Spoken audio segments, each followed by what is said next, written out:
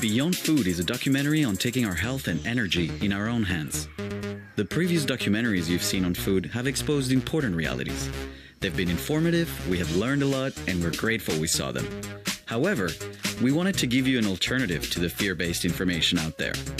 We've heard things like, meat's going to give you cancer, sugar is going to kill you, juicing is the solution, you must cleanse. A fair amount of truth in those words.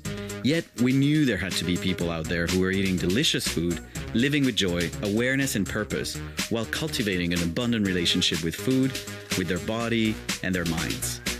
We made it our mission to find them and share their knowledge with you, because this journey changed our lives.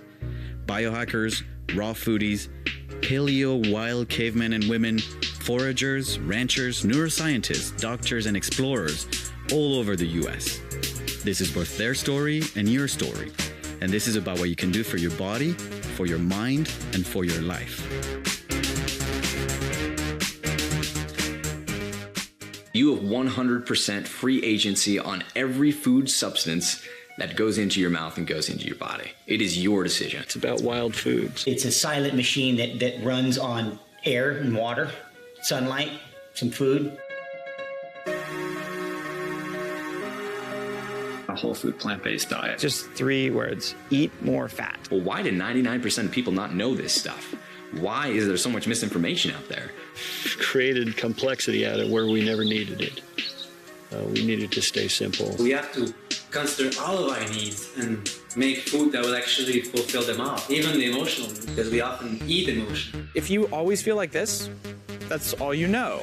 But at some point, if one day you feel like this, you realize this is your potential, and then you can start making incremental changes. In 7 long days, 12 to 14-hour days, you can make as much progress in mind control, brain training, as if you did Zen for between 21 and 40 years. I don't see humans really as wanting to improve. I see humans as wanting to improve when there's a problem. This is moringa aloe vera, which is probably one of the greatest superfoods I've ever found. We're one of the first civilizations in the history of the world that really fears the sun. And yet we should be embracing the sun. Without the sun, there is no life. Everybody has the answers for themselves. Everybody does. We all have them, but we've forgotten. And this comes down to, is it fair to biohack?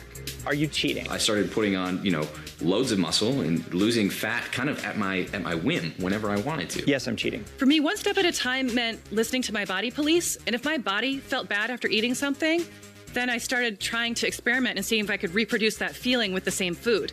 And if I could reproduce it at least 3 times, then I'd say, okay, well, I need to eliminate this from my diet. Think about the foods that you're eating before you put them in your mouth.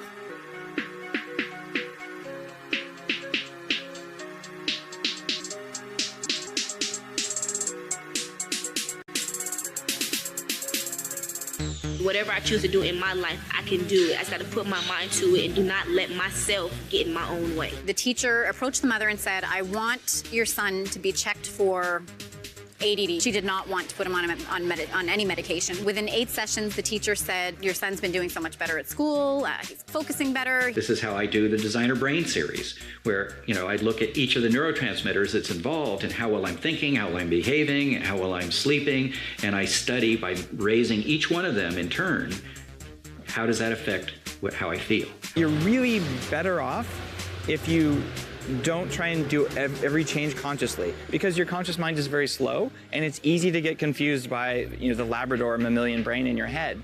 If instead you train the brain directly, you train the nervous system directly, profound things happen much more quickly, including weight loss and and less stress and better sleep. It all just comes together. It's like, listen, just make little changes. And what happens is, truly, as you make little changes and see improvements and have more energy and feel better, all of a sudden you have more time and you figure out ways to make more changes. Biohacking is the art of understanding and controlling the nervous system to lower your stress levels while upgrading your energy, mental focus, and overall biology. One of the most effective ways of thinking about biohacking is that we're creating biofeedback loops. We're allowing the brain to talk to us. Your brain desperately wants to improve its function. Even if you don't really want it to consciously, it still will do that automatically because that's what the brain does. What we're trying with biohacking is trying to understand the the molecular processes of our own biology and make ourselves better. Well, astronauts go on exploration adventures in outer space. Biocybernauts go on exploration adventures in inner space into their own minds. The problem is the brain can see the whole world around us. It can smell and sense. It has no nerves pointing inside it except a nerve hooked up to your back teeth that isn't that useful. Other than that, the brain is blind to itself. So as soon as it gets these sounds, it goes, wait, those sounds are me, and it starts optimizing. It realizes, oh, this part of me is turned off, this part's overactive, and it changes its levels without you having to do anything. So neurofeedback can take people who have lifetimes of trauma, like people who literally born in abusive families, or people who are born in war-torn areas, who were traumatized as children or terrible accidents, who are literally walking around like this all the time, not as really fully functioning humans, in really short amounts of time, can turn them into people who are relaxed, centered, functioning, and happy. It is amazing what you can do. Even if you're a perfectly healthy, high-functioning pro athlete, you still improve. We're allowing the brain to talk to us. We're allowing the heart to talk to us. We're allowing the urine pH to talk to us, so that as we see changes that are taking place in real time, we're able to connect them to something that matters. When your brain makes the desired brain activity, a tone comes on. When the desired activity becomes bigger, the tone becomes louder. And now the brainwaves fluctuate very rapidly. And the feedback changes the volume of the tone that's tracking the changes in brainwaves 50 times a second. So even in the Alpha 1 training, where you're getting feedback on 4 sites, you're getting 200 opportunities per second for your brain to learn. And so this is one of the reasons that the learning is so fast. Medicine doesn't really pay any attention to this kind of thing. I've found correlations between pH and hydration that is not even described in the literature. So we're now at this brave new world where all of this subtle information that we would normally just be ignoring is becoming available. The core of biohacking is, how do I turn off the nervous system stress that isn't serving me? How do I actually go out there and thrive? It turns out some of the ways of doing that are ridiculously simple, like eat more fat, eat less toxins, take deep breaths, things you've probably heard before, right? But having the data and then knowing that if you do these right, you can pass that on to your children and to your grandchildren, that is groundbreaking. And that's why we wrote this book, to say that there's what we call the 4 horsemen of epigenetics. These are the 4 things that control really the genetic expression for your child. Will it be in expansion mode when it's born, or will it be in sort of protection mode? What we have there is macronutrients, which is basically, did you get the right amount of the right kinds of fat and protein and a little bit of carbohydrate, not too much, et cetera, et cetera. We have micronutrients, which is a real important thing. You don't get enough of the methylating vitamins like folinic acid. Turns out not folic acid. Folinic acid is much better. You get that right, okay, all of a sudden you've got that checked off. Then you look at anti-nutrients, these toxins we're talking about. If you get those out of the way, you're good. And the final step is you teach the mother to control maternal stress. As soon as you get pregnant, you start feeling stressed because you're worried. If you can turn that off using biohacking techniques, which we write about in the book, all of a sudden the 4 big things that send a signal to your baby that says the world is unsafe and there's not enough food and you know it's not going to be a nice life, you turn those off. The genetic expression beginning at the very beginning of life turns into a baby who comes out going, wow, this is an awesome place. I've got everything I need. I'm safe. Like, what do I do to basically rock my whole life? Most of the time, we run into this sort of situation where people say, I want to eat protein. Okay, great. Here's a bowl of spider venom, and here's a bowl of eggs. They're both 100% protein. And all of a sudden they're saying, I think I'll eat the eggs. Well, here's the deal. If you just think about how much protein and fat, you're essentially saying spider venom and eggs are the same thing, and they're not. So in the Bulletproof diet, we rank proteins by how inflammatory are they and how much nutrition do they have and how much can you absorb them. So we look at macronutrients, you know, the protein and fat and things like that. We look at anti-nutrients, which are the things that block your ability to absorb the good stuff in the food. And then we look at micronutrients. And this is where most diets go, oh, there's a lot of B vitamin in that. Well, if there's anti-nutrients and B vitamin, it doesn't matter. Don't eat poison. And unfortunately, a lot of food has poison that people don't know about. And the final thing that we look at as biohackers on the Bulletproof diet is meal timing. And it turns out that if you eat the right stuff at the right time, you can do things like I did. I ate 4,000 calories a day for 2 years straight. I slept 5 hours or less per night, and I stopped working out. And I actually grew a 6-pack. I put pictures of it on my blog. So how was I able to maintain muscle mass and all that? Well, I used coffee, which actually has some muscle stimulating properties, and I ate a very, very high fat diet. And the diet that produces the best fertility, the one that produces the best cognitive function and the best hormonal response in men and women is about 70% of calories from healthy fats and half of that from saturated fat. Coconut oil, butter, animal fat, bacon, all of that stuff, when you eat that, it turns on parts of your brain that you will not turn on if you're doing something like a vegan diet or eating particularly gluten. Gluten is ruinous for human health, especially multi-generational health. So my kids don't eat gluten, I don't eat gluten, but when you put all this stuff together, it's a single page infographic that says if you have a choice between foods, eat ones on this side more than ones on this side. And that's all you need to know. If you care about the who's and the whys and the whats and you want to be a biohacker, cool. But you don't need to do it in order to eat a good diet. It turns out traditional coffee processing techniques introduce toxins into coffee.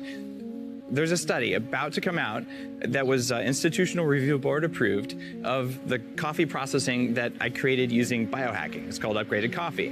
But what we did is we looked at 6 measures of cognitive performance, of executive function, and we looked at that across a group of people and said, try drinking normal, store, common brand coffee you find on any street corner, and then try drinking this coffee that doesn't have the toxins that sap mental performance in it.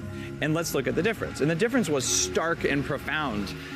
Small changes in an environmental input, the amount of mold toxins in your coffee, equals large improvements in cognitive function. So what we're just trying to do is get these little measurements, just these little things, the data that says, wow, why do I feel so different today? Why did my heart rate change? What caused that? And once you go back and then you share that knowledge with other people, and when they confirm it and you do a study, like, we just discovered something about the human condition we didn't know before that no large billion-dollar drug company was ever going to fund a study on. What calorie restriction does, and we followed this pathway a little ways, although there are other pathways within calorie restriction. So your DNA doesn't change. It stays the same, but it turns on and off, on and off. Each gene turns on and off.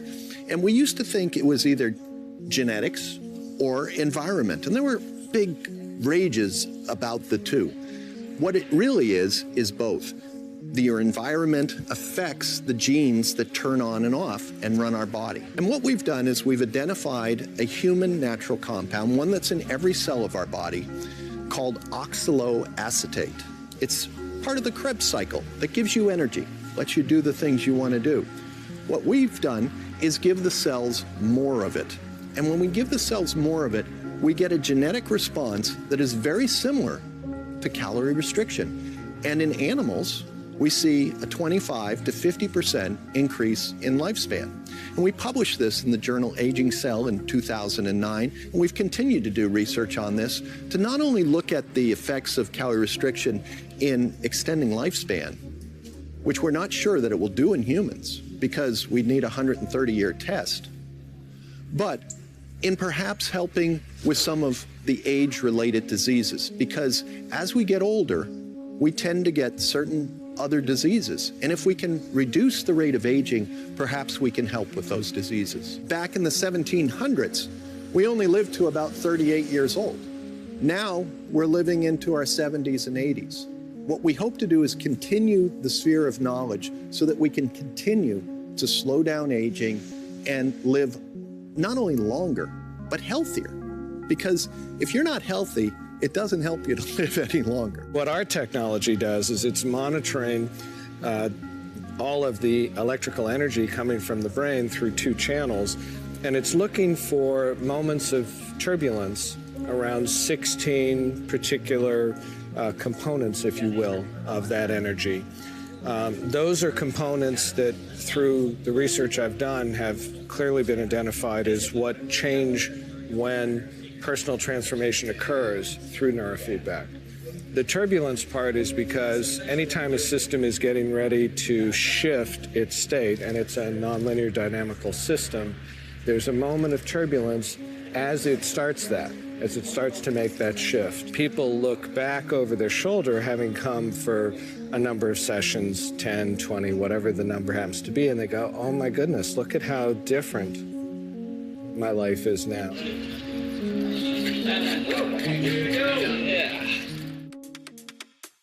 Talking to the biohackers, we learned about upgrading our nervous system and biology through food, neurofeedback, breathing, and neurological training. Now we were headed to meet a different group of people. We went to Montreal, New York, Malibu, and San Francisco to hear what they had to say about the benefits of eating raw, living foods. Where do you get your protein? Oh my God, you don't eat any meat, no dairy? How do you even live, let alone perform as an athlete? It's impossible. If I had a quarter or a nickel for every time I was asked that question, I could put my kids through college. At the end of the day, the cell requires about 5 to 15% protein. Any more than that, it's just creating a whole mess of problems. So it's all about creating the sensitivity of how you feel when you eat it. So I'm still testing my body, even after 7-8 years of experimentation. I'm still checking in because we're evolving in our body. Some food is good for us, and eventually it changes.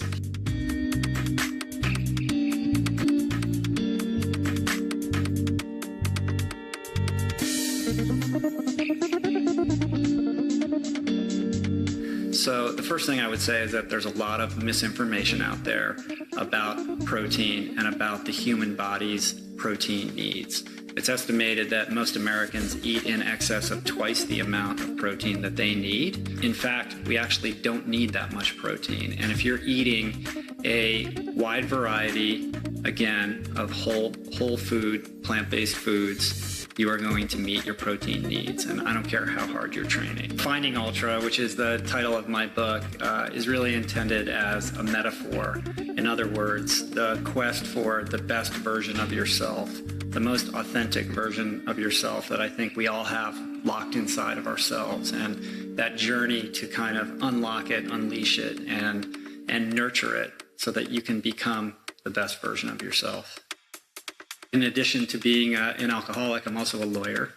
So I'm always looking for the loopholes. And it wasn't long before this vegetarian diet kind of devolved into a very junk food-oriented vegetarian diet. It's like, hey, I can eat Pizza Hut as long as I don't put pepperoni on it. That's vegetarian. And I can eat French fries. And so, of course, it wasn't long before I'm back on the couch, hadn't lost any weight. My depression levels went up. My lethargy, my ability to think clearly, all of those things suffered as a result of that. So after 6 months of that, I was ready to just bag it and throw the towel in and say, well, I gave this diet thing a shot, but now I'm just going to go back to eating cheeseburgers happily. And I thought, well, you know what? I'm halfway there. I wonder what would happen if I cut out the processed foods and I cut out the dairy. So no eggs, no fish, no meat. Let's see how that goes. And I did it to prove to myself and to my wife that it wouldn't work.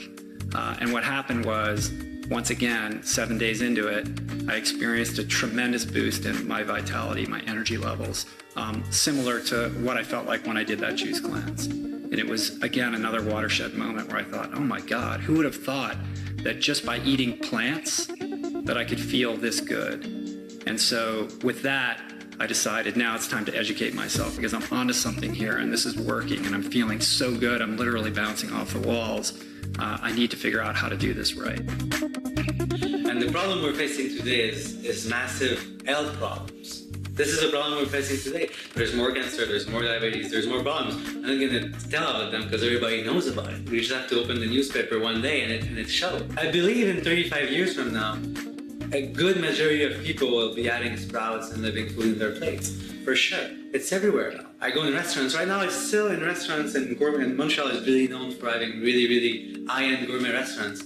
And I see more and more sprouts. I see more and more vegetarian dishes. As much as I see more marshmallow, fried bacon, wraps, and stuff like this, and it's fine. But there's a reality where people are more and more asking for the good stuff because we're getting stronger. And also, women are getting they're having a little uprise. Women are having more jobs that are accepted in the society. So the more women take place in our world, the more we're going to eat healthy because women are the ones that are more sensitive. If there wasn't no woman there, I wouldn't have a business. That's for sure. Because women are the first ones being sensitive to, and they're more connected with their body in general. we're intellectual. We want power. We want to master things. We want to get somewhere. What's different about living foods clearly is that there's this aspect that it's the most fresh, the most living you can, taking the most from there. And I think that doesn't exist in any other type of food, clearly, even cooked vegetarian food. So really trying to bring the most living aspects and what that translates to and how it's good for you. We're humans. We're artists. We want to go beyond our limitations. So a diet to me is a limitation. For sure, we're going to step the fence because it's a limitation. And raw food for me is it just makes sense, basically. To me, it's not raw food, it's more living foods. Because raw food is kind of a dogma, almost religious, that says, if I eat 100% raw, I'm healthy. To me, this is not to be really living foods. Living foods is more, I'm going to eat something today that makes me alive, that gives me as much potential as possible.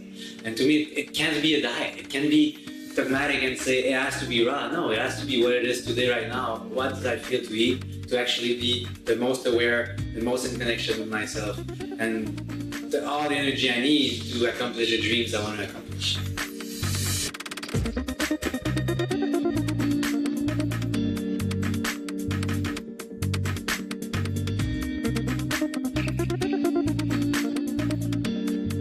Culturally and as a people, I think we have stopped listening to nature, and we've tried to almost override what we think we need to do for our own healing.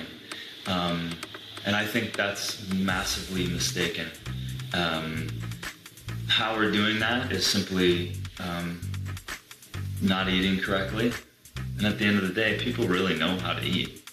I mean, yeah, maybe there's a few tweaks here and there, but if you ask anyone, what do you think you should eat if you were just in your body for the first time?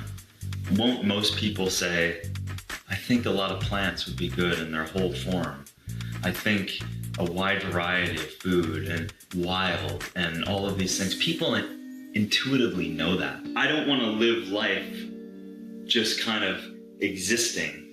I don't want to live life with aches and pains and depression and overweight and all of that stuff. I want to learn, I want to live, and I want to take in those things that help me thrive so I don't have to think about it. So I can show up for life. And then for me as a career, I want to pass that forward. I want to take these jewels that I've found around the world and pass that forward so that other people can ingest them and receive the benefits of them. And to me, that's one of the greatest motivations that I could ever imagine.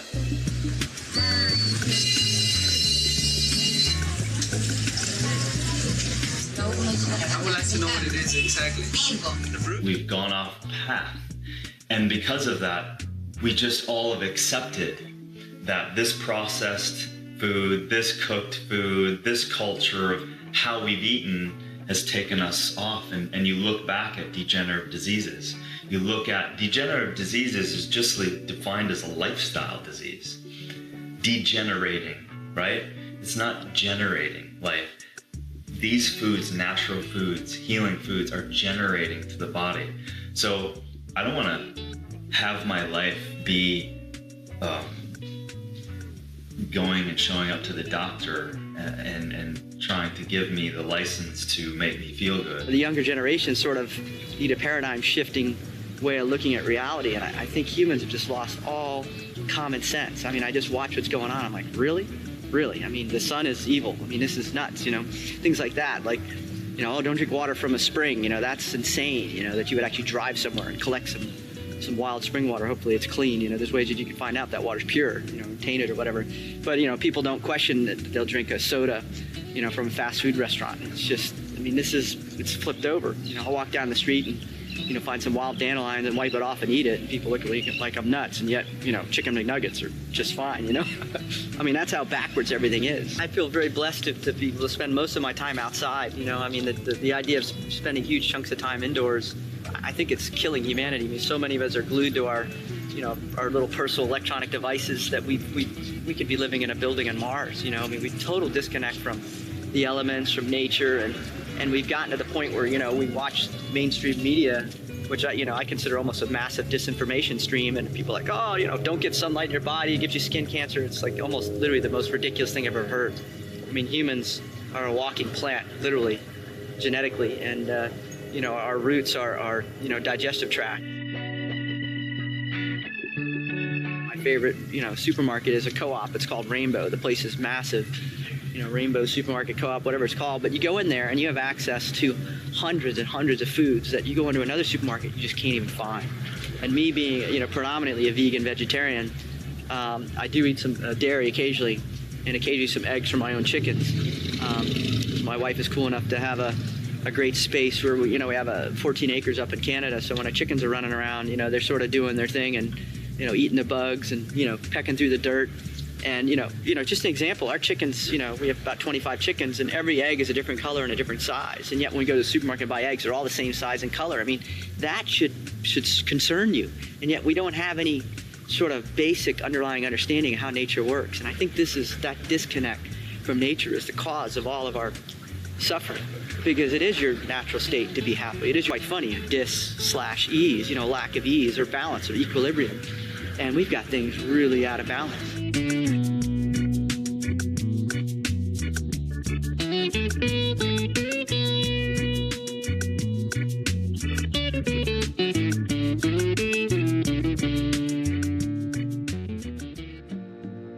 If I could give one piece of advice on one very simple thing and very easy to incorporate into your life, it's to add a green juice or a green smoothie into your day, preferably in the morning. If all you did was to Vitamix kale and spinach and beets and some fruit in the morning and drink that, that will change your life.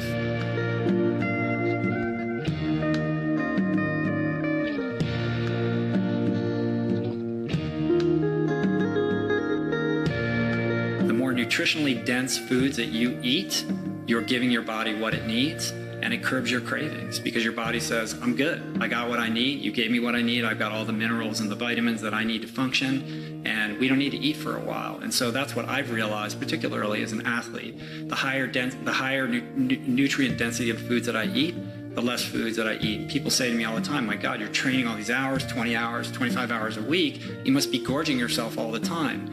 And it's actually the opposite.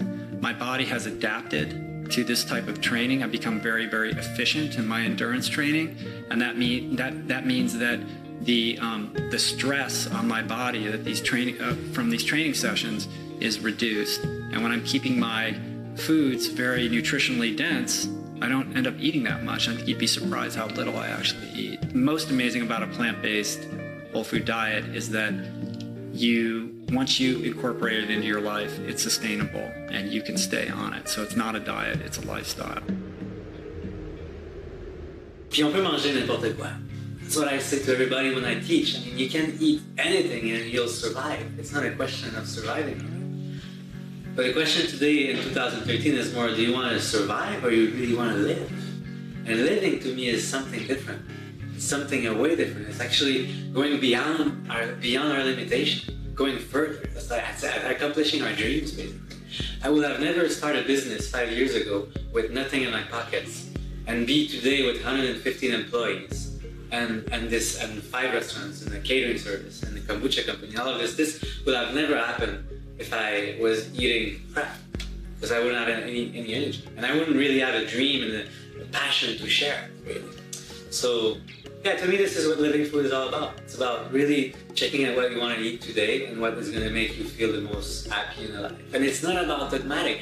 When I go see my mom, I'm not telling her, Mom, I'm eating 100% raw, so I'm just going to eat my salad and I'm not going to touch your cake. I'm actually going to eat what she makes. Even if there's meat in it, I'm not going to freak out about it. And there's a lot of raw foods that are like a little bit freaking out when I say this, And in the beginning, when I started, people were taking pictures of me eating bread sometimes and putting it on Facebook, like if I was like lying or something. I was like, guys, it's not what I'm teaching. It's not what I'm preaching. I'm preaching to take a choice, conscious, every single day. So when I go to my mom, I eat her cake, and she's so happy. It creates love, bonding. To me, this is a life. It's fully living. Well, if I'm actually saying, no, I'm not going to eat your stuff because it's cooked, and I'm going to eat my little salad alone, to me, this is not creating life at all. It's actually doing the opposite. I don't believe in taking high amounts of protein in. I think all of it is within diversified food, and as long as you're eating diversified food of nuts, fruits, dark greens, diversified vegetables, you'll get plenty. You just eat more, and that's the thing. If I work out more, I'll just eat more, and then I'm getting those amino acids. Meeting Rich, Darren, Gabby, and David was fascinating. While the biohackers are eating lots of veggies, high fat, and moderate protein, these athletes and entrepreneurs are maximizing the nutrients and vitality they get from fresh vegetables and fruits and still performing at their peak. We were excited to hear about all the great food choices that we can make every day and remind ourselves that it is our natural state to be happy, grateful, healthy, and vibrant with a lot of energy.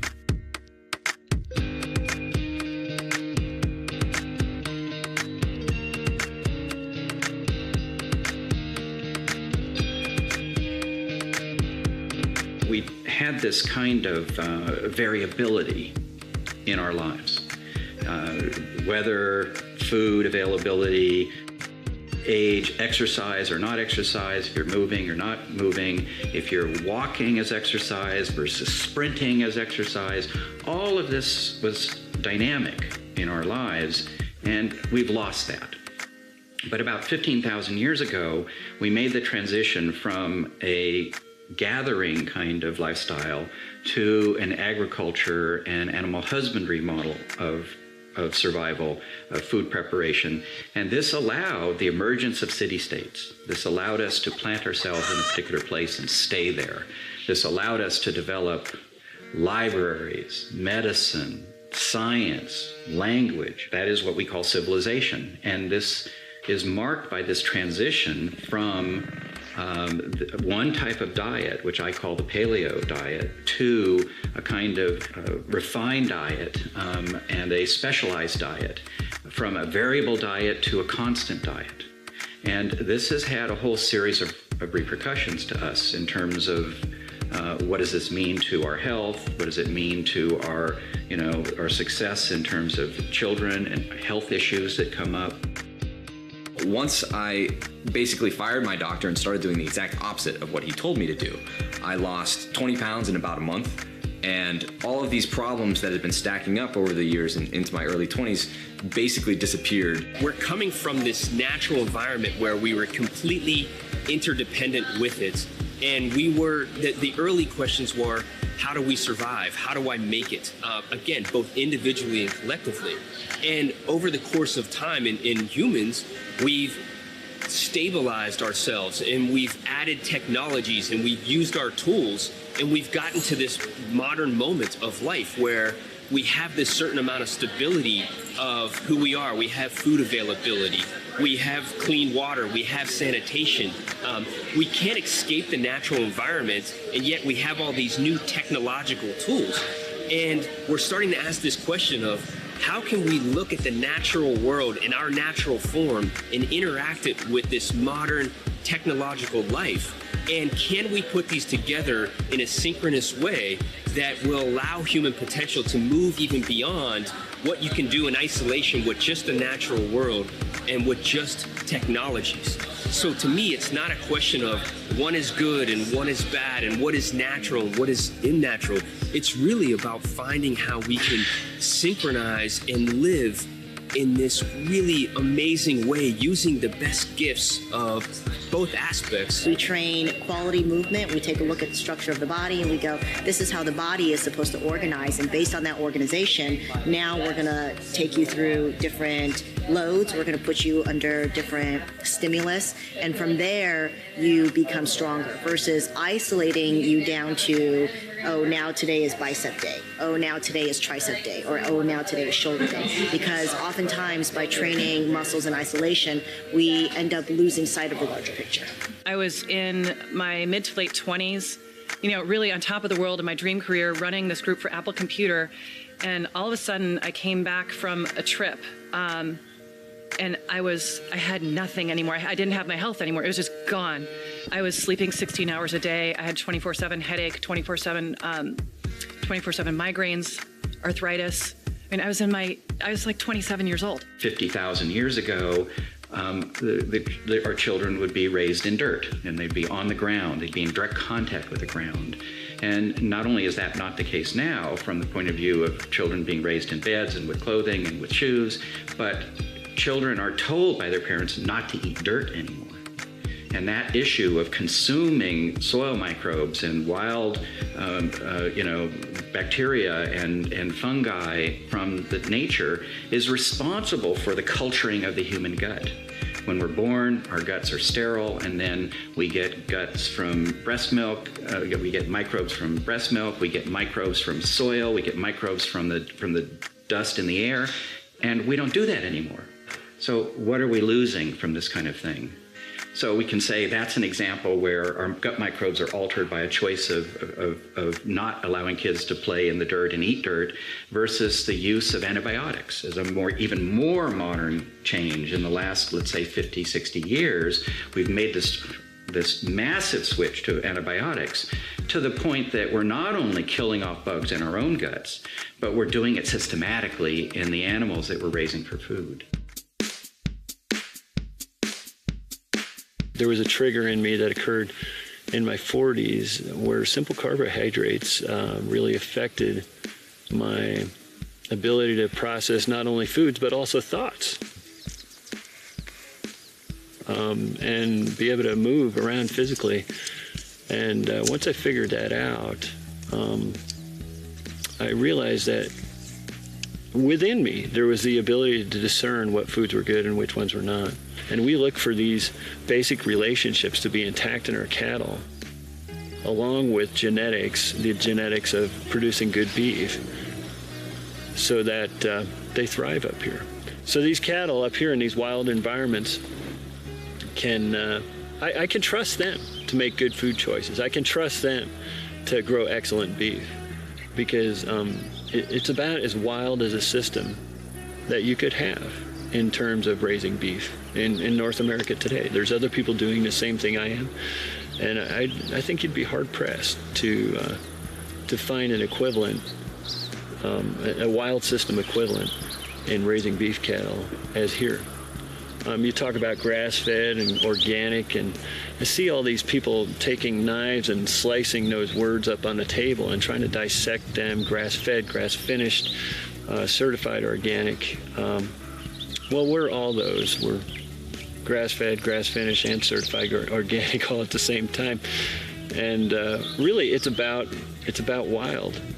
And you can see right here that other critters, besides us two-legged critters, like it too. The elk and deer and the wolves and stuff come along here and snag a little drink out of this spring too.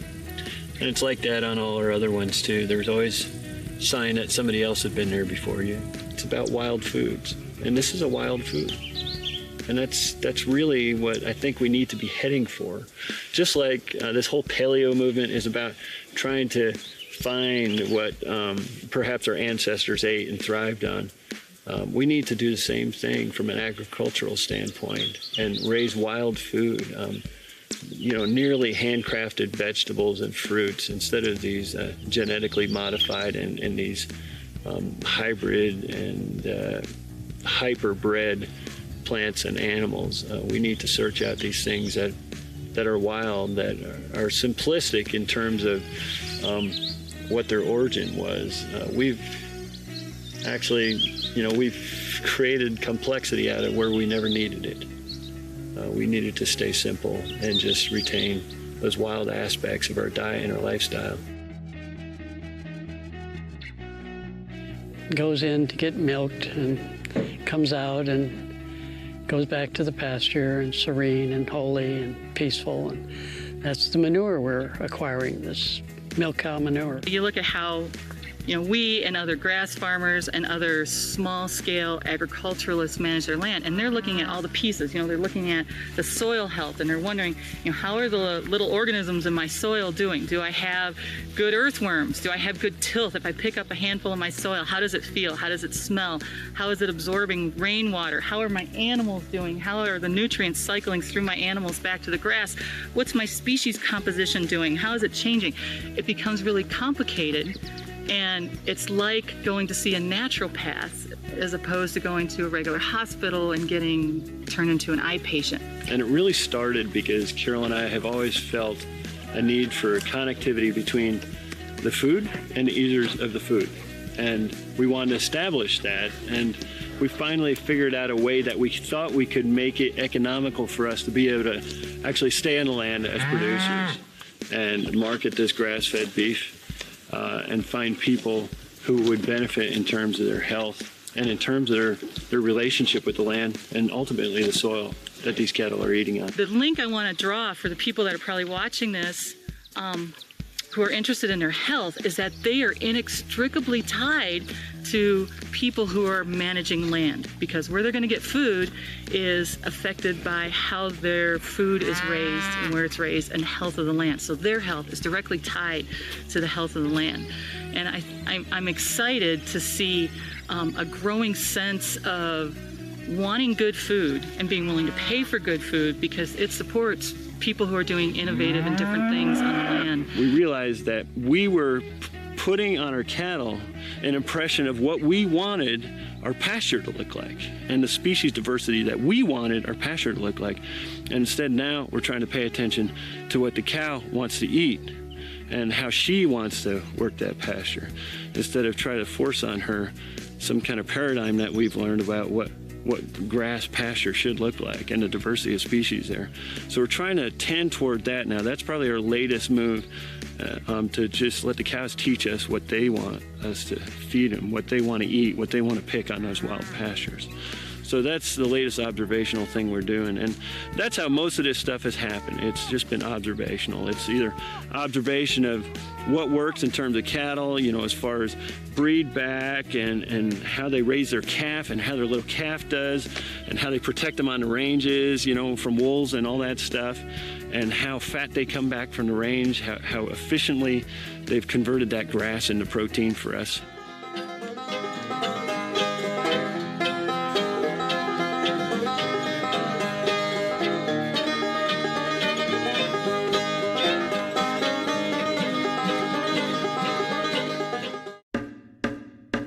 The 15,000-mile road trip we took from LA to Idaho via Phoenix and Austin allowed us to take in the majestic landscapes as we talked to this group of people, reconnecting with more dynamic lifestyles and the wilderness. We were reminded of the relationship between the bacteria in the soil and the bacteria in our own gut, and how we can benefit from staying wild and cultivating a dynamic perspective on the way we eat, the way we think, and the way we live.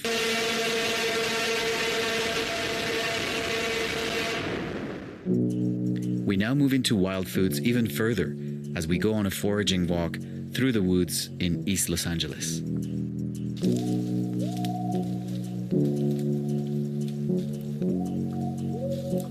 So this one is mugwort. That's one of the plants that I used to make beer with. It's an old plant that was used to make beer by Viking in the old days in Celt, in suburbs. Extremely aromatic. Smells fantastic. It's a little bit bitter, but it makes a fantastic kind of like bitter beer. You got some mushroom, like turkey tail mushroom. Okay. Then you get some mushroom quality with it, but it still doesn't beat the white fur and the mountain vinegar. That one is just spectacular. It's good. Yeah.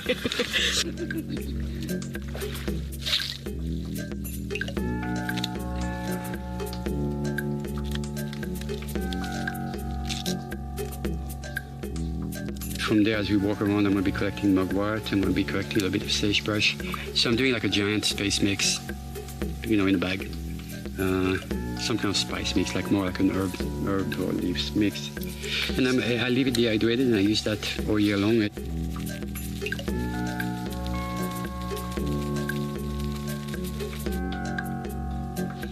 It turns out that as soon as spring arrives, you can actually go on a hike and forage delicious wild lettuce, mustard flowers, nasturtium, and a wide variety of other plants. This is where I pick up your mint. I didn't buy it at the store.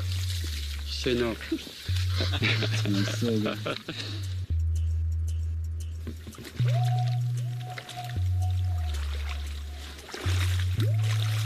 That's what I did with the plant, by the way. You can see the wind was coming from that direction.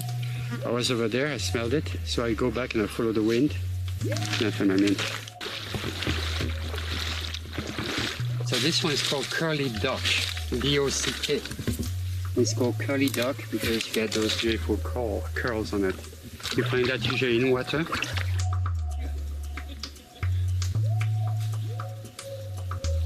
And then flavor from the pickling solution though. But it's actually quite easy to do.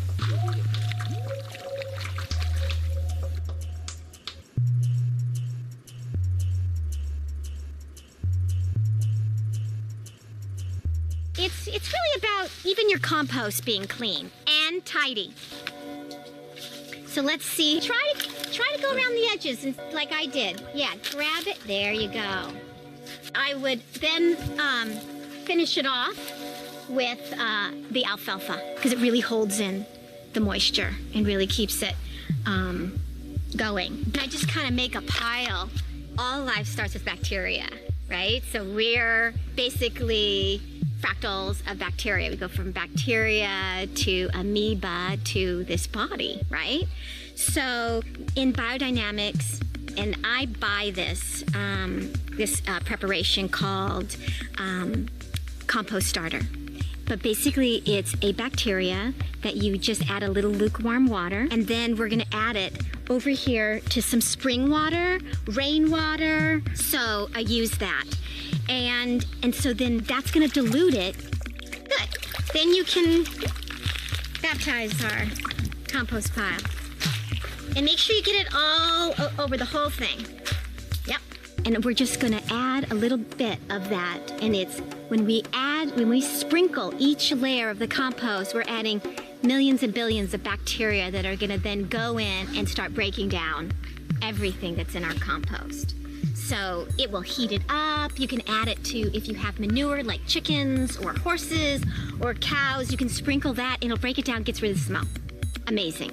Absolutely amazing. Witnessing the way Linda took care of each layer of carbon, that's the leaves, then adding water, and then the nitrogen layer, which are the twigs, the branches, and the stems, then more water and carbon and nitrogen, and so on and so forth, until she got a compost pile that looked like a living sculpture, was truly spectacular.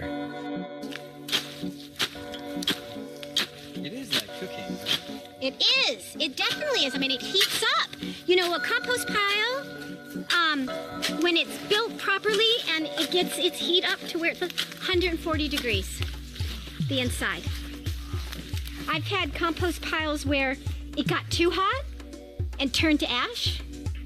So it got to be 190 degrees. And then I had ash around the edges because I didn't have enough water on the edges. Slow and steady with the water. Because people want to do this. And then you don't know what you got. But if you just go slow, you'll get it even.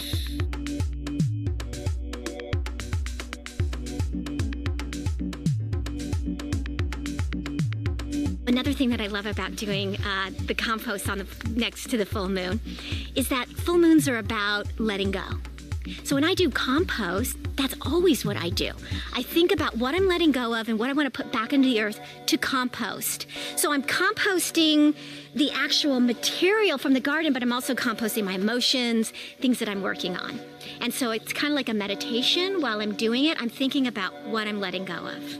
Not this sat for 12 hours. It's, you know, the bacteria's alive and it will be alive for another 12 hours and then it dies. It starts to eat itself up. So you make it and then you gotta use it.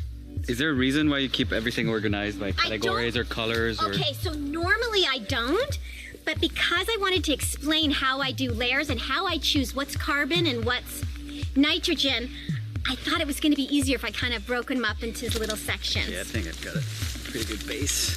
Yeah. I wanted you to notice, like, it's not super soaked right here. Yeah. But if you go like that, it feels like a sponge.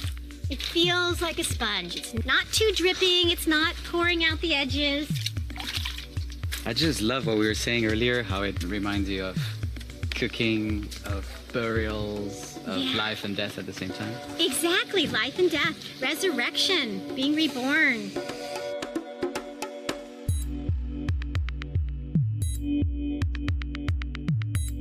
There are many ways to reconnect with nature and realize you actually are part of an ecosystem. Taking a hike, going camping, contemplating the ocean in front of you. Learning how to make compost and how you can make your soil healthier and therefore your veggies and fruits more nutritious is also a strong way to reconnect and appreciate that ground we all came from. It is a powerful way to remember the fact that we are actually all part of the nutrient cycle of life.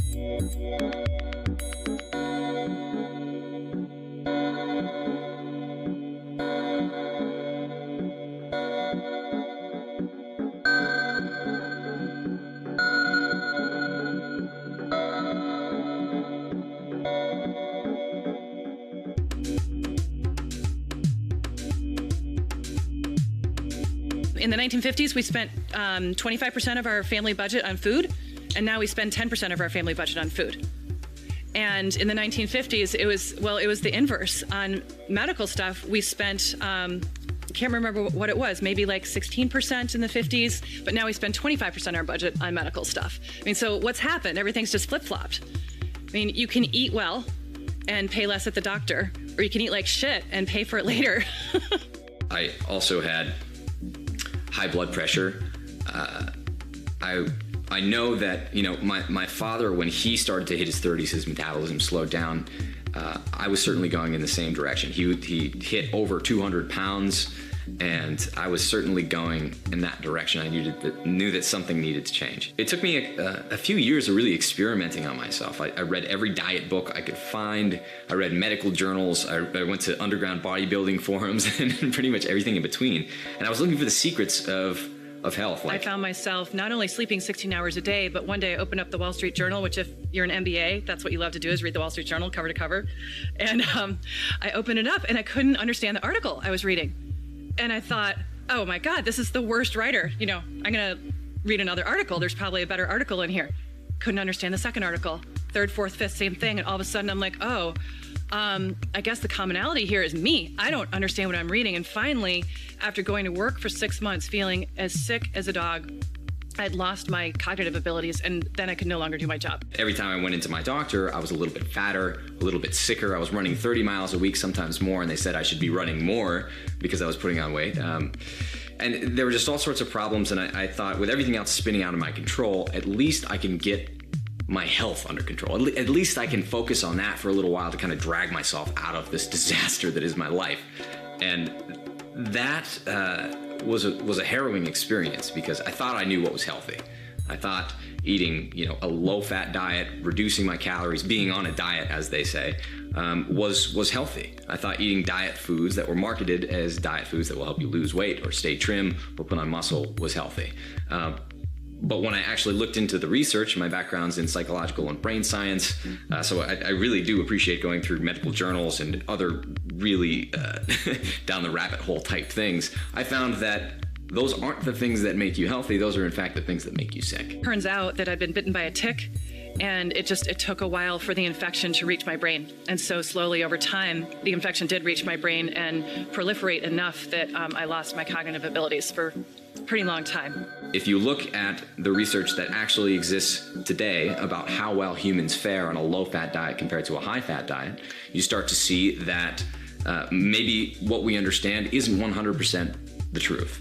And certainly the things that you see in conventional magazines, which are often owned by supplement companies or other food manufacturers, what you see on television as commercials who are trying to sell you a product, these things don't necessarily represent the research or the truth. In 1999, I started the gluten-free diet, and it dramatically changed my health. I went from bedridden in the house 80% of the day to, within 3 or 4 months, working back in high tech as a consultant. It was remarkable.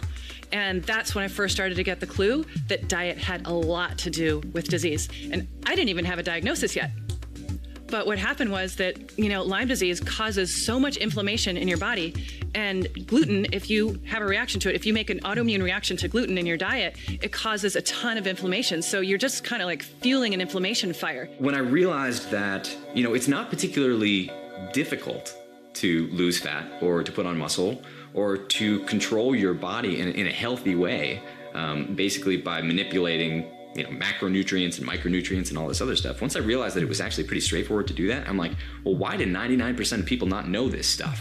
Why is there so much misinformation out there? For me, one step at a time meant listening to my body police. And if my body felt bad after eating something, then I started trying to experiment and seeing if I could reproduce that feeling with the same food. And if I could reproduce it at least 3 times, then I'd say, okay, well, I need to eliminate this from my diet. And I was kind of scientific about it. It was always just like one thing at a time. And so the next food that I eliminated was dairy.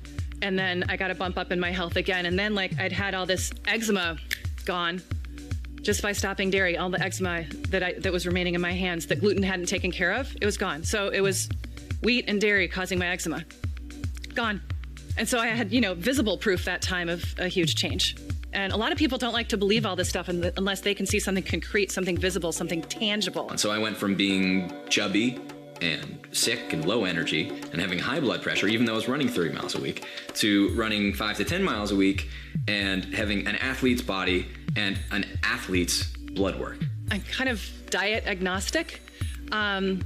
I can't put my diet in the raw food category. I can't put it in the paleo category. If I had to describe it, it's probably a combination of those two.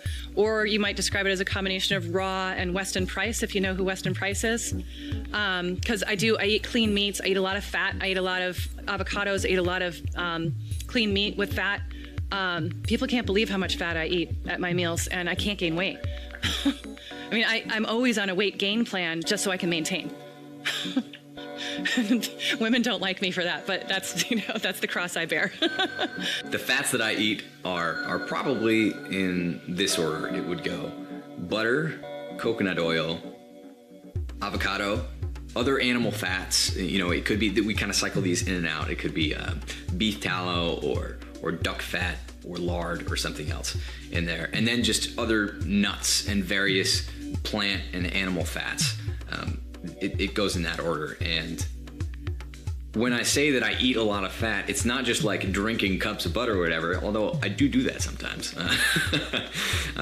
And I love fatty coffee. I put lots of fat in my coffee, especially in the morning when I'm doing a ketogenic fast or that type of thing. But it's also built into the foods that I'm eating. So eggs, a lot of people think of them as a high protein food, but they're actually primarily fat. And so that's a wonderful fat source is the yolk of an egg. And it's so interesting. If you listen to the traditional media and you listen to the studies that come out, the one study will come out and it'll say, eggs are the absolute worst thing you could ever eat for your body. They will stop your heart immediately. You should never eat them again. Take them out of your diet. And then, the next week, another study will come out and it'll say, eggs are the new superfood. You should be eating 6 every single day and it'll give you a healthy heart and good skin and the rest of this stuff. If you just ignore that and eat real food, you're going to be a lot better suited. Give nutrition presentations, and I do this graph that shows that as food becomes increasingly convenient, in packages and wrappers, and you can even get like a packaged peanut butter and jelly sandwich now, as if that is so hard to make, by yourself. So as convenience goes up, the nutrition content tends to go down. I mean, they're really inversely related. And so, I absolutely think that trying to make foods more convenient has really done us a disservice in terms of nutrition and ultimately our health. I mean, we spend the most on healthcare of any nation. We have the highest infant mortality rate of any nation. I mean, we're down there. What are we down there with? We're ranked like 39th in these things, and it's with like third world countries. I was 30, and I thought pretty much I had life. Everything was going perfectly, and I was a publicist. I lived in Manhattan, had my own company. I was doing all the crazy things, film premieres, and everything seemed pretty cool. And then I just started getting really achy, and my lower back started hurting, and I no longer I just was not paying attention to it. I wanted to ignore it as long as I could, and it got so bad that by the time I was 30, I literally couldn't actually go anywhere with my clients anymore. I was lying down on my sofa with the computer propped up, just trying to get through a day without too much pain. One day, Mira walked into my office, and she had advanced osteoporosis at age 30. And it didn't matter to her whether she was taking more carbs, fats, or proteins. She was on a mission to find out, how could I reverse my bone disease? And of course, because a lot of my clients were younger or middle-aged, there wasn't a lot of them that had this advanced osteoporosis. It was mostly weight loss or hypertension or get rid of headaches or I'm not sleeping well. So we started a real journey to find out about how are these micronutrients absorbed into the body? Why is it that when I look at research for vitamin D, for example, I find mountains of research showing the benefits of vitamin D, all kinds of different benefits, anti-cancer and just all kinds of things. Vitamin C has stacks of research papers. Each one, all the B vitamins have them. And then you start to look at multivitamins in general, and the stack goes down to like nothing. And some of the research shows that multivitamins could even be detrimental to your health. I'm thinking, well, why would it be that if you take a bunch of these very beneficial, essential micronutrients and put them together in one encapsulation, all of a sudden the benefits go away?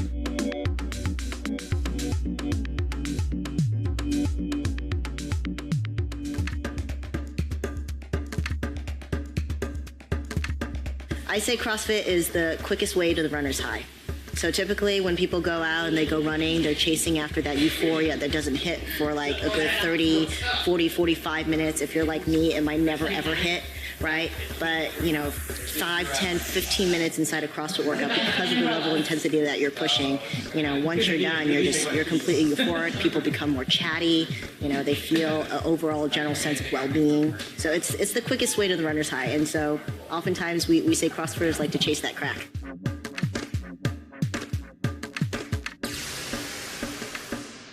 So we said CrossFit is this perfect marriage of, all these high-level elite sports, and we've kind of taken the best elements and combined them together to create a fitness program. If you're 25, or if you're 30, if you're 35 and you're 40, I want to know what your mobility is. How can you move your body?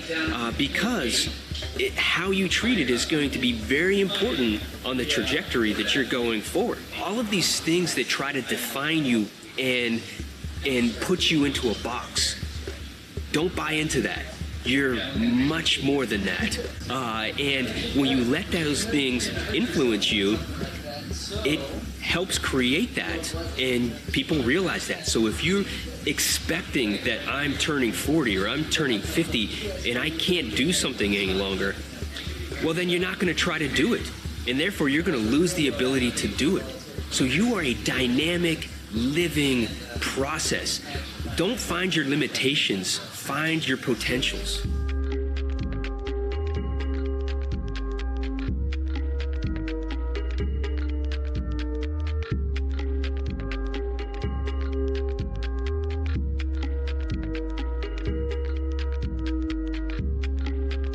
Everybody has answers for themselves.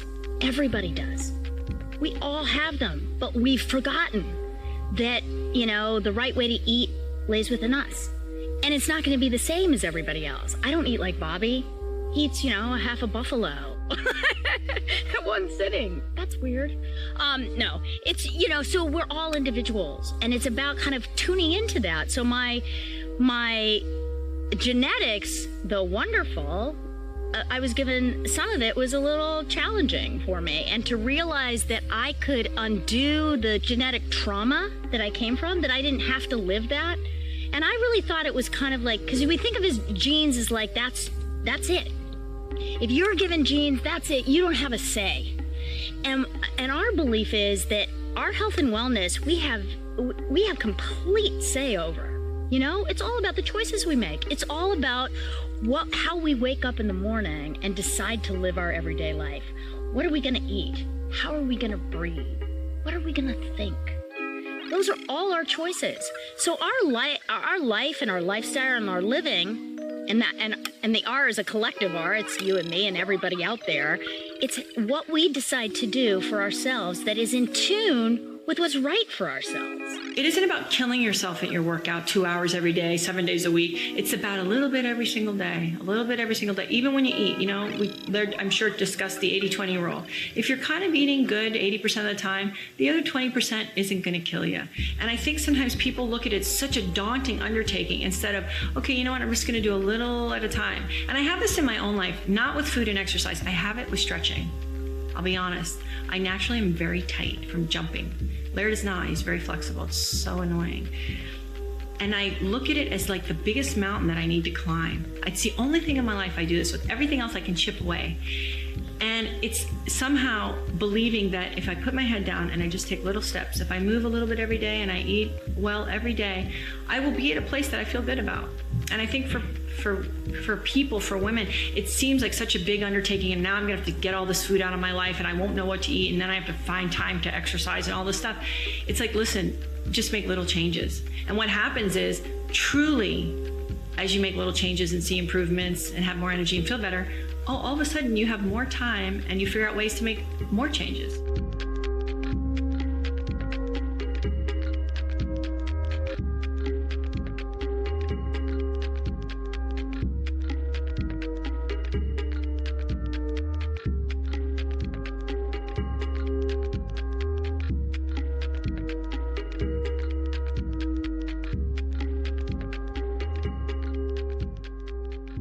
We're headed in two directions, and we're going to go one way. We're going to be completely it's going to be, I don't even know where we're going to go with just our, past obesity into blobism or whatever it is, like just laying there being fed with like some sort of hose that we just run into this mass we call it a body or whatever. And then we're going to be over here on this other side. We're going to have incredible knowledge about all this extreme superfood, herb, mineral, this and all these discoveries, and then we're going to cultivate that stuff and grow it and make better stuff and just have that. And we're going to have everything in between. So we're going to have this just a rainbow from the pot of gold to the pot of manure, and we're going to have everything in between. And you're just going to have to decide where you want to be, where you want to be on the rainbow. If you want to be over there on that, on the back end or the front end, and because that's where we're here, but that's where we're going, and it's serious. What gives you bliss, And what I found especially like in food, first of all, just eat real food. This whole thing about, you gotta eat this way, and you've got nano this, and blah, blah, blah, and it's so confusing, and, if it's processed, it's probably not good for you. If it has a too long shelf life, it's gonna shorten your life. So our thing is, just eat real food. So, and I was vegan for 16 years. I was vegetarian, which means I didn't eat meat, or fish or anything. And when I was vegan, I never ate dairy, and I was really adamant, and I thought it was the right thing to do. Now, it is the right thing to do for some people. Some people thrive, but I wasn't thriving. And I probably wasn't doing it correctly. I ate too much soy. I didn't think that was that good. Nowadays, to find any not genetically modified soy is going to be rare, or corn and stuff like that. So it's really just about, how do we tune in to nature? How did nature do it? Back in the 40s and 50s, before this whole thing of like science getting involved in our food, or big corporations getting involved in processing food, it was all about, people had farms. So that's what we're trying to do with our lives. We're trying to create a little family farm. I mean, it's not really a farm, but garden and eggs and chickens, so that we can live as close to what is natural for our environment and seasonal. And it also supports a local community, which we are strong believers in, local farmers markets and getting out there and just being in tune with the seasons. It's really simple, but the problem is as a society, we've made food very complicated. We've made being healthy is so complicated. It really isn't complicated, but we have to kind of get rid of our programming to believe that we don't know. And so I come full circle to say, we actually know what's right for us. We just have to be given permission and a couple of tools or techniques to find them, to find those things that suit you. And when you do, it's just like the lights go on. You go, God, I feel so good. Because I'm 51 years old and I feel better than I did when I was in my 20s. I have more energy. I'm happier, and that's my lifestyle choices. I started looking into health and wellness through diet and nutrition. And I figured out raw food and Chinese herbs and herbs from South America in the jungles and, different vegetables and superfoods. And I just started combining everything and figuring out what worked for me on what particular day. If I'm working out or running around a lot one day, I'll eat, higher protein and if it's distance stuff that I'm doing, I'll do more carbohydrates. It was a balancing act, and I figured it out, So that's kind of the stuff about the food. And the family thing, my folks are into the things that we're eating now. They're drinking green juice and eating some raw meats and they figured out some stuff, and it's helped them and gotten them younger. So that's kind of my background. I said to the kids, what's the greatest, vehicle you're ever going to own in your lifetime? What do you think? And so one kid's like, oh, helicopter and a car and all these boat and all this stuff. And I said, no, actually the greatest vehicle that you're ever gonna own, you already own. It's your body. I go, your body can fly, it can swim, it can drive cars, it can do all these things with these things, but your body is the greatest vehicle you possess, and it allows you to do all these phenomenal things if you think about all the things that humans can do.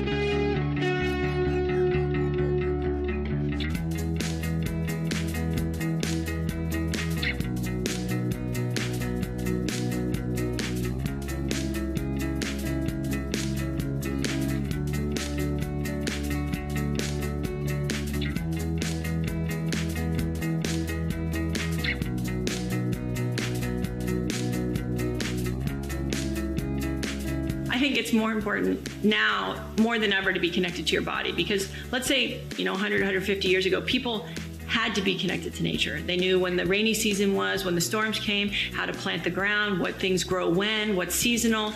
They're much more connected because of survival. A lot of us don't have that skill anymore. And so for me, I feel like it's almost like one of the only ways for all of us living in our civilized world to stay connected to the place that we really live. And I think also as human beings, in order to understand ourselves, we have to be connected to nature because we're part of nature. And we're animals. And so I think people sort of think like, well, I'm on a phone and I drive a car, and so I'm separated.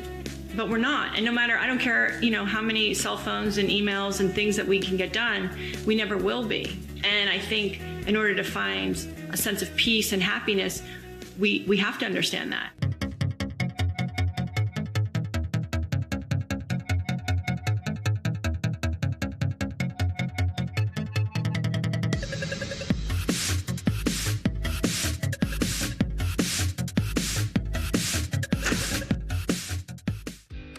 Parkour is the discipline of getting from point A to point B and as efficiently as possible, only using the human body while overcoming obstacles.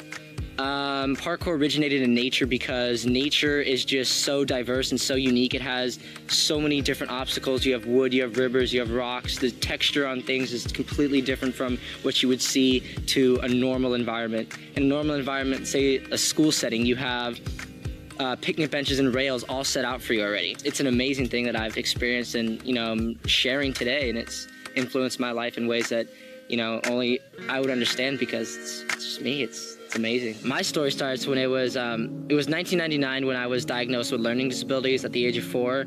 At the time when I heard that I was diagnosed, I was scared to death. I thought there was something wrong with me. I thought that I was sick. I thought I wasn't normal from everybody else. My brother, I saw him as this amazing being. He didn't have any problems. He could accomplish things so easily. For me, when I got diagnosed, I started to really realize that I just started feeling sick. I started closing up. I started crying. I mean, the first time I heard it, I started crying. I just had this sense of sadness, and it was just really tough. And then, years went by. In 2001, I was put on medications because during my elementary, I couldn't focus. So people thought that by putting medication on me, it was a way for me to focus in school. I was on Depakote, Seroquel, lithium, and all of these heavy drugs that were hard on my body. And when, at the time in 2001, I was put into a charter school at the same time after elementary. And when I was on the drugs, it didn't help me because every time I woke up and took the drugs, there was like, my eyes were glazed over. It was fog. I was so tired. I couldn't focus in school. I was constantly going up and down on the medications throughout the day. I would get tired, I'd get really happy, and I would get down. And I felt that I was out of my body. I wasn't in there. It was the drugs that were controlling my body. It was like little tiny people that were just working my joints, working my fingers, how I acted, and I wasn't there. I wasn't there. I was, where my mind was there. I was like a little conscious bubble saying, I don't want to move my arms, but my arms were moving that way. I had no control over it. And that's when I started really acting out. I tried to commit suicide on freeways. I tried to open the door and jump out on moving freeways. I just got really angry because I was so frustrated. I couldn't learn. I was on medication. I was dealing with depression. I was dealing with my learning disabilities at the age of 6 and on medication and 4 and all that. And, it just took a huge toll, and I was threatening people. I was hitting my mom. I would black out and I wouldn't even remember anything. And for me, that was really scary. My original intent in doing this work was to help people get into high meditative states, high spiritual states, ecstasy, euphoria, bliss, samadhi, satori. I've been to India several times to study brainwaves on exceptional gurus. And I too discovered that most people don't have access to those states because of emotional trauma. And so when Drunvalo did the alpha training, he said he's never found anything as powerful as the alpha training for getting rid of emotional traumas. And so once the emotional traumas are forgiven, then they don't block you. It's not, you don't have a like a glass ceiling, and you can, in fact, go into higher, more blissful states. It was a point where I was really trying to commit suicide. I was screaming bloody murder. I was hallucinating. I was having panic attacks. I was severely hitting things. I was killing things. I was just so angry as a person. I was depressed, and at that time, I didn't have any friends. At the time, I was overweight. My belly was huge. My face, cheeks were huge, full of fat. I was eating constantly. The medication would make me eat. I remember being face down in a pool. My mom had me. You know, I broke a window, huge window. I was screaming, you know, bloody dreams all the time. You know, there was so many things going on, and to a point I got so caught up in it, I just started hurting myself. I started cutting myself, and, you know, I didn't know what I was doing. I needed to feel something. I couldn't feel anything. I couldn't feel anything because I was just so on drugs, and I was just so depressed, and I felt like nothing was there. And for me to feel pain was something that I could relate to. We heard of a school called Star Academy, and Star Academy was a school like no other that I've ever experienced. They asked me how I learned. They didn't ask me how they wanted me to learn. So that was a huge sight for me. I was like, oh, I feel comfortable already. It was kind of interesting. Let's try it. Let's see where it goes. And as I noticed, they didn't push you. They gradually let you build up your own way. And it was amazing. I had amazing teachers. I had teachers who worked with me, you know, every day and worked through what I was going with and allowed me to express my story and allowed me to be who I was and not feel like I needed to change or be in a school setting and be like, this is what I need to do. I need to have an everyday schedule and do this and do this. They allowed me to make my own schedule that fit me. And it was a place where it allowed me, it was like, I kind of describe it as like a heaven or like a home setting, because you don't feel like you're in school. I mean, yes, you're learning, but you feel like you're there and they're there for you, and you can kind of order them around and say, oh, I want to do this and this, but that's what they wanted. They wanted you to feel comfortable to ask for your help. They wanted you to feel comfortable that you could ask for what you needed. What excites me most is that when we embrace this togetherness, and when we look beyond ourselves to all of us together, then we can start moving beyond, and we can start asking even bigger questions and start reaching out together as one big organism. Just like in the evolution of time, we went from individual cells that have come together to become organisms that are interconnected with each other, and something bigger than themselves could be individually or by themselves. So we're in this together. Let's see what our potential is together. My favorite test of all of them that we run here, which there's several, my favorite one is called the SpectraCell test. And SpectraCell they're based in Houston. And what we do is we draw the patient's blood here and we overnight it to Houston, Texas. And what they do is so cool. They then do DNA synthesis and grow your lymphocytes, which are one of your cells, one of your white blood cells. And they grow them in petri dishes for about 3 weeks. And then it's an intracellular test. So inside of your cells, they're testing every single vitamin, mineral, antioxidant, amino acid. They look at all your nutrients. So it's super unique because most of the time when you go to LabCorp or you get your blood drawn at the doctor's office, they're looking at serum. You know, and serum is kind of what your cells are bathed in, which is great for certain things like glucose, cholesterol, you know, liver enzymes, things like that. But if you really want to look at nutrients, you've got to look in the cell. Now we can create these feedback loops, sometimes for good, sometimes for nefarious purposes. But what we know is for sure that these products can change behavior in profound ways. If you think about the impact that Twitter and Facebook and email and SMS messages have had on your day-to-day life and the lives of billions of people, it's a pretty profound impact. Your biology will follow the cultural symbols, the biosymbols. So those are examples. And it could be good or it could be bad, because there are cultures.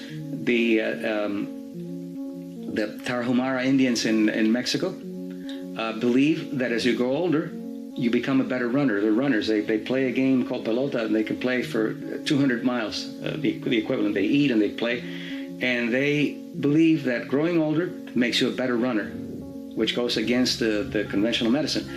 And some group at Harvard studied these people and looked at their cardiovascular system, and they found that people in the 60s had better cardiovascular system than people in their 20s. At one point, I came across the Zen ox herding stories, which described sort of like the condensed wisdom of over 1,000 years of Zen practice, as to what are the hindrances to spiritual growth. And there were 5 of them: doubt, drowsiness, distractibility and worry, aversion and any form of ill will, and boredom. And to that list, I've added forgetfulness as a hindrance. Zen guys missed it because there wasn't mercury contamination in the environment back then, and mercury causes forgetfulness. Ego, being an opportunistic predator, will use forgetfulness against people. You have a breakthrough, and then it'll cause you to forget how you had that breakthrough. The line between what is an extrinsic reward versus an intrinsic reward is going to blur. So we know that extrinsic reward, so giving a child a cookie for drawing a pretty picture sounds like a good idea, but in the long term actually reduces output, reduces their motivation to do the work, because the reward is disconnected from the actual activity itself. It's external to the activity. Whereas intrinsic motivation, intrinsic reward, tends to get people to do that behavior for a much longer period of time. If you memorize this list of hindrances, whenever a thought starts to open in your mind, if you can detect that it contains one of the hindrances, you delete that thought or quarantine it. Like, thank you, I don't need to think that anymore. Okay? And so you become more effective at blocking the types of thoughts which lead you into arguments and upsets with other people's egos. And egos have no problem creating fights and arguments among people for the purpose of keeping people from being in calm, clear, high, loving states. Are you healthy? Yes. Do you get sick as often? No, I don't get sick as often. I have all the energy I want. The only issue is I don't look as good in a bathing suit as I want. And my response is, look, your idea of an ideal body composition, which has been shaped by Victoria's Secret catalog or the cover of Sports Illustrated swimsuit edition, is not what your body sees as ideal body composition.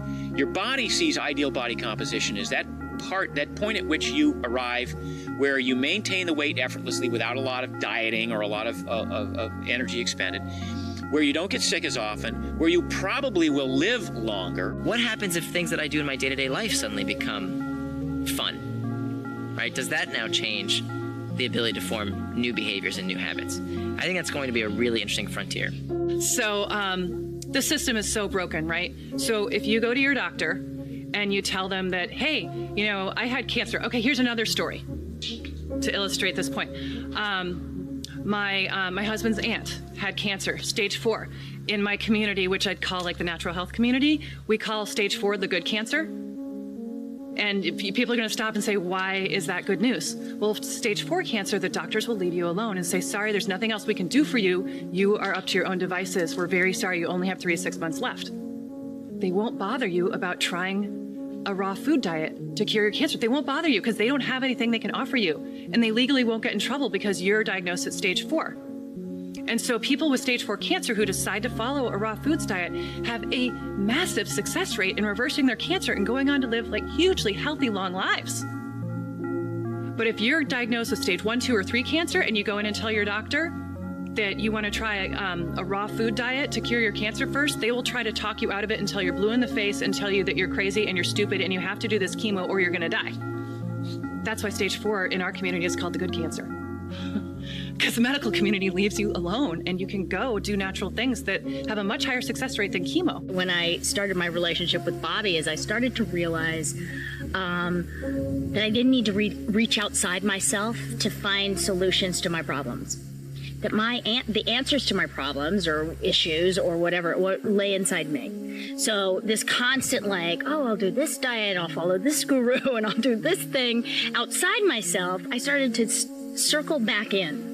And I went inward and I started to go, oh, wait a second. I actually have the answers to all my problems or my issues or the way to eat. And, I knew what was right for me. If you want to form new habits in your life, do something that's laughably easy to change your life. Like cut out one thing from your diet, perhaps, that's really easy to cut out. Don't say I'm going to go off all sugar forever and ever. Do something that's very, very easy to do. I found through the course of raising my intelligence and lowering my stress levels and learning how to sleep for 5 hours a night for years on end without getting sick, that those sorts of things were what were taxing my performance. And biohacking is the art of learning how to control those and how to train your brainstem, how to change the spacing between your heartbeats, which radically lowers your stress levels and happens to increase your golf game. Like really strange things you wouldn't imagine. So all we're doing is using the environment to give our bodies the right signal, and we're teaching our bodies to do things that normally would take 40 years of meditation to learn. But because of this new technology, because of things like big data, we can actually now plug a small sensor in and go, oh, now that I have the data, I can totally transform myself in a week instead of in 20 years.